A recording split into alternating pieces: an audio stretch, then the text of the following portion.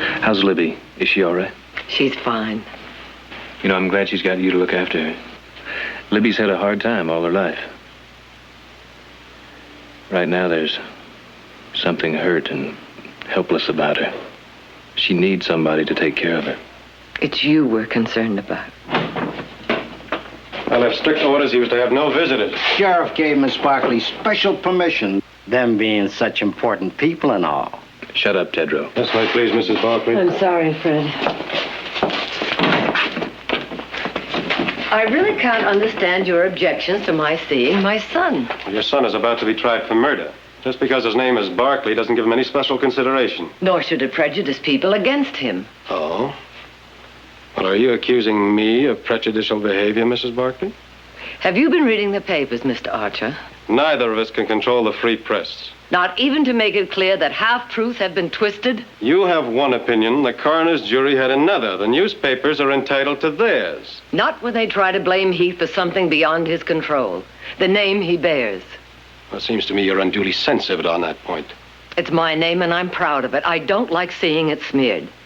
Do you really believe there would be all this newspaper notoriety if a Barkley weren't involved? Would it cause statewide interest if that man Tedrow were on trial?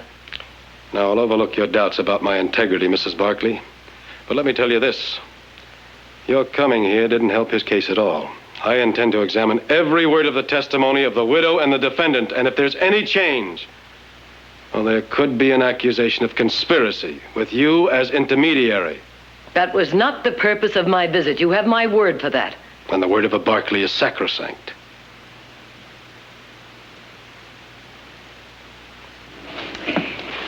There's only one step from envy to hate, Mr. Archer. And I think you've already taken it.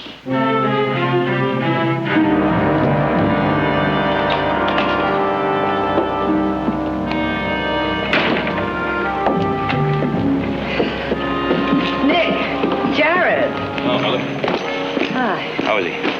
Oh, very calm, for my benefit. I'm afraid you can't see him. Phil Archer says no one but Jared can see him until the trial. Well, I just want to tell him I'm back and he has nothing to worry about, so. I'll tell him, Nick. No. See you both at the house. The rig is over here. Does that mean you're sure he's going to be acquitted? It means he'd no more commit murder than herd sheep. Then you Barkleys intend to stand behind him all the way. With everything we've got. You ought to be more careful with words. That could be construed as a threat to use the Barkley money, prestige, and influence to make sure your brother gets off. Well, now, I wouldn't say it quite that way if I were you. You trying to tell me what I can write? I'm trying to tell you, you misquote me, and you're going to get yourself in an awful lot of trouble. That a threat? That's a promise. Thank you for a very good quote, Mr. Barkley. I think you're going to find out you aren't so high and mighty. Nick! Nick!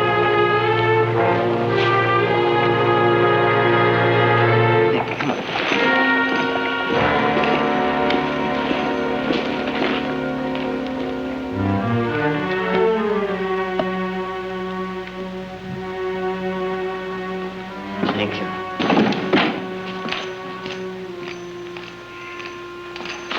I suggest you pour yourself a drink, Nick. I guarantee you you're going to need it. Oh? Why? We have our name in the paper. Ranching heir Nick Barkley today threatened. What a filthy, rotten lies. How can they print lies like that about important people? Well, it's a rather involved question of semantics. Now, Nick may have only said promise to that newspaper man, but I understand he said it rather forcefully. Well, now, what was I supposed to do? Just let him get away with it? You know, your father used to say, when you wear a silk hat, you must be able to duck. Otherwise, you make yourself a target for every bobtail who can throw a rock. Now, that's the price you pay for being a Barkley. Yeah. Only in Heath's case, it could be a lot more than just rocks. It could be a rope. No, they can't. They can't do that, not to Heath. We won't let them, will we, Jared? Believe me, Liberty, we'll do everything we can. Jared, you have got to make them listen. You've got to make them understand how he was. He was cold and cruel and insanely jealous. If only I hadn't gone to see Heath that night. If I hadn't screamed after Ambrose hit me. That's why he came back. To help me. way to help him.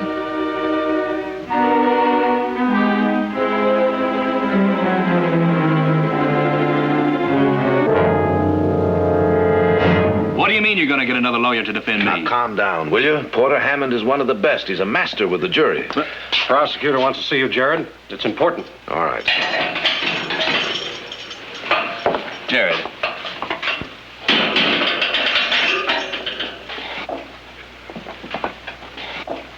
We don't need another lawyer. I think we do. Public opinion is running against us. We need somebody outside the family. No. I put my money on you, and it's staying on you. Hammond is on his way over here.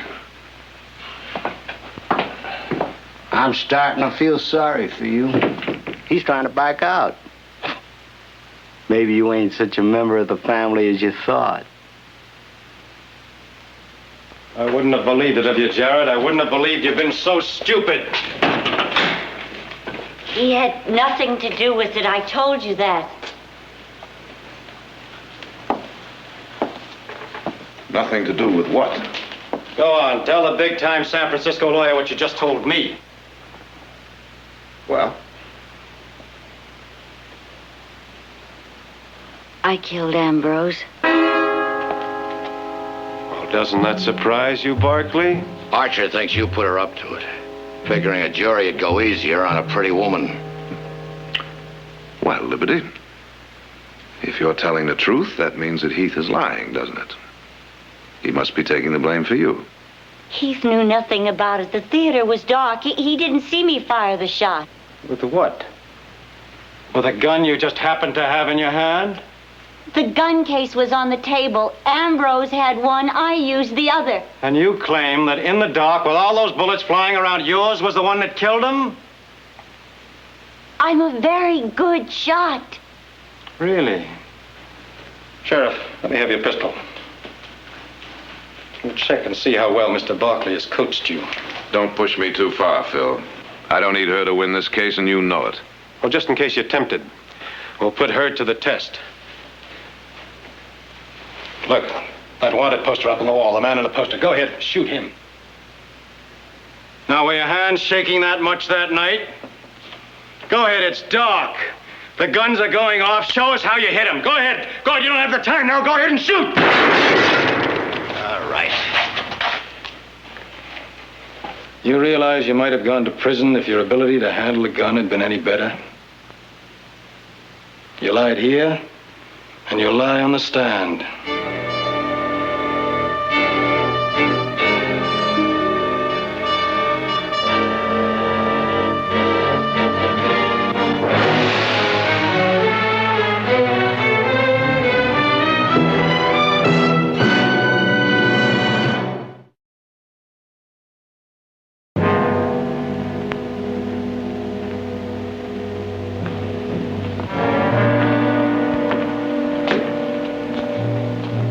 Reconstructing the crime, Counselor? Something like that. Those are the dressing rooms, huh? Yeah. Would you mind unlocking them for me? Oh, not at all. Oh, say, by the way, if it's any use to you, Ambrose was hitting the bottle pretty hard that night. Oh, really? Yeah, I noticed it before they went on. I told her to get some food into him. Poor thing, I sure feel sorry for her. This is hers, huh? Oh, yeah, this is his right next to it. I wonder what she's going to do now. It's kind of hard on a young woman, all alone and near broke. She never could make it singing. I guess she can always go back to sharpshooting. I didn't know Liberty did any shooting. Oh, sure. Ambrose taught her all kinds of trick shots. I cut their act once a couple of years ago. Just like all the others, until he got the bright idea of making her the unexpected target. You know, kind of surprise the audience. Him pretending he's drunk and she's in danger. When you're finished, I'll be in my office. Thank you very much.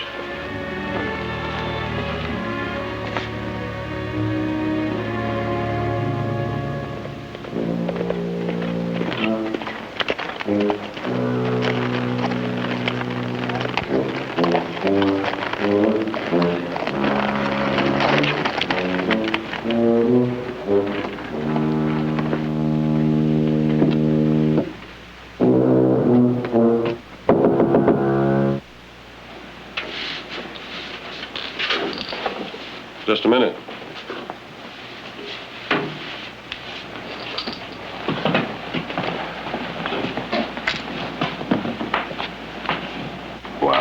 come in?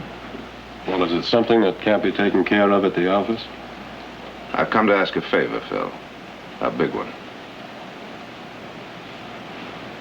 Come in.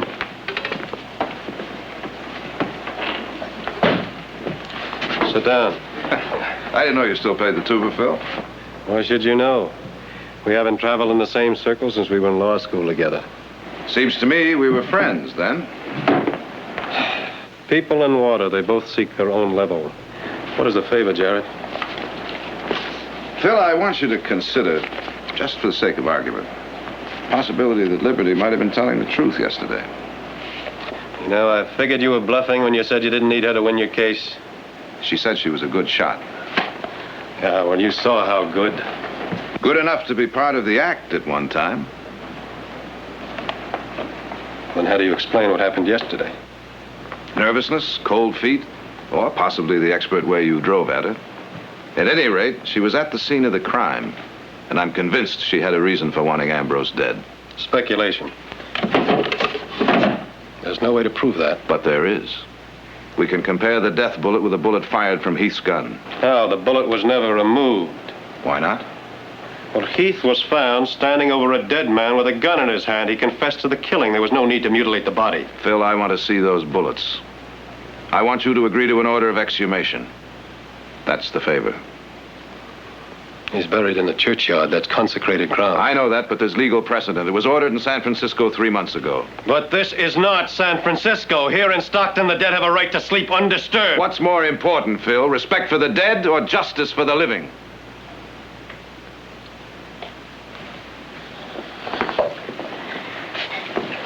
I'm a public official. Now, that's very important to me. I worked very hard for a very long time. May I ask what that has to do with it? Well, I wouldn't expect a successful big city lawyer to understand.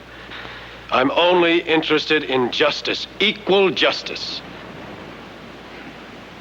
What is it you resent, Phil?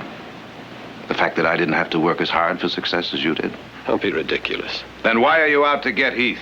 Why do you refuse to even consider the possibility that he may be innocent? Because he is guilty. And none of your courtroom magic can cheat justice. You know something? You're infected. Infected with the same blind rich man, poor man prejudice that's spreading all through this town. Or are you the source of it? Get out of here. Go on, get out.